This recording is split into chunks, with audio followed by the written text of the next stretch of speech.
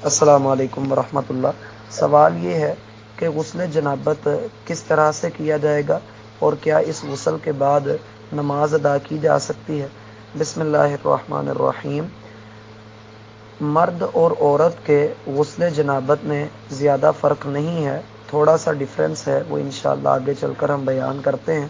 لیکن اس سے پہلے یہ ذہن میں رکھیے کہ غسل دو طرح کا ہوتا ہے۔ ایک غسل غسل طہارت ہے اور دوسرا غسل غسل جنابت ہے۔ ایسے میں جو غسل طہارت ہے اس سے پہلے یہ ہوتا ہے کہ آپ واش روم میں جائیے، دعا پڑھ کر اور استنجا وغیرہ کیجئے، اور اس کے بعد آپ اس طرح سے وضو کر لیں جیسے آپ نماز کے لیے وضو کرتے ہیں، اور اس کے بعد اپنے پورے جسم کے اوپر پانی بہا لیں، یہ آپ کا طہارت کا غسل ہو گیا۔ جبکہ جنابت کا غسل بھی تقریباً اسی طرح ہے، لیکن اس میں یہ ہوتا ہے کہ بندے کو گندگی لاحق ہوئی ہوتی ہے، اس کے جسم پر گندگی لگی ہوتی ہے، تو ایسی صورت میں مرد ہو یا عورت ہو، اس کے جسم کے جس حصے پر بھی گندگی لگی ہوئی ہے وہ اس جگہ سے اچھے طریقے سے بائیں ہاتھ کے ساتھ اس کو صاف کرے گا، اور پھر اپنے بائیں ہاتھ کو دیوار پر رگڑ لے یا مٹی کے ساتھ اس کو رگڑ لے، اور یا پھر اس کو صابن کے ساتھ دھو لے، اور پھر اچھے طریقے سے اپنے ہاتھوں کو دھو لے، اور پھر نماز کے وضو کی طرح جیسے وضو کرتے ہیں وہ اس طریقے سے مکمل وضو کر لے، پھر اپنے پورے جسم کے اوپر سر سمیت پانی بہا لے۔ یہاں پر یہ بات ذہن میں رکھیے کہ بعض لوگ کہتے ہیں کہ سر کے اوپر 3 لپ بھی ڈالنے ہیں، تو وہ بھی سنت سے ثابت ہے۔ اصل بات یہ ہے کہ رسول اللہ صلی اللہ علیہ وسلم کے دور میں پانی کی کمی تھی اور لوگ ٹب کے اندر پانی جمع کر لیا کرتے تھے، اور پھر پہلے سر کو اچھے طریقے سے گیلا کر لیا جاتا تھا، پانی جڑوں تک پہنچا لیا جاتا تھا، جیسا کہ صحیح بخاری اور صحیح مسلم کی روایت میں آتا ہے کہ آپ علیہ الصلوۃ والسلام یخلل بین الرأس، اللہ کے رسول صلی اللہ علیہ وسلم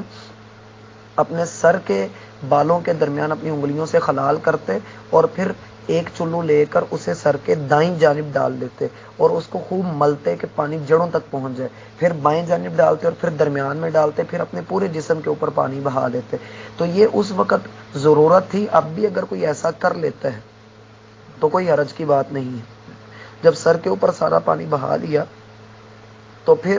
اپنے پورے جسم کو جب اچھے طریقے سے بندے نے تر کر لیا، بغلوں میں ہاتھ مار کے،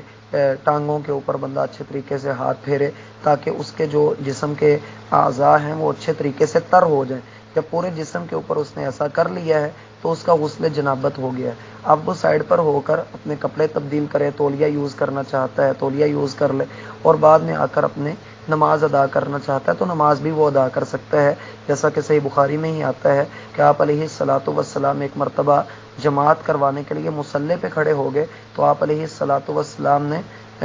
لوگوں کو کھڑے رہنے کا اشارہ کیا اور آپ گئے۔ پھر جب آپ واپس آئے تو آپ کے سر مبارک سے پانی ٹپک رہا تھا، تو آپ نے فرمایا انی کنت جنبا، میں حالت جنابت میں تھا لیکن غسل کرنا یاد نہ رہا، تو مجھے جیسے ہی یاد آیا میں اس طرف چلا گیا اور میں نے جا کر غسل کر لیا، اور اب میں تم لوگوں کو نماز پڑھانے کے لیے ہوں۔ تو آپ علیہ الصلوۃ والسلام نے امامت کروائی۔ یہاں پر یہ مسئلہ بھی ذہن میں رکھیے کہ عورت اگر جنابت کا غسل کر رہی ہے تو اس کے لیے لازمی نہیں ہے کہ وہ اپنے بالوں کی چٹیاں بھی کھول لے، اگر وہ کھول کر غسل کر لیتی ہے تو کوئی مسئلہ نہیں، لیکن اگر اس کو باندھنے میں مشکل ہوتی ہے تو وہ چٹیاں سمیت ہی غسل کر سکتی ہے، لیکن جب وہ حیض کا غسل کرے گی تب اس نے بال کھولنے ہیں، چٹیاں کھول کر اچھے طریقے سے اپنے بالوں کو دھوئے گی اور پھر اپنا جو ہے وہ غسل مکمل کرے گی۔ والسلام علیکم۔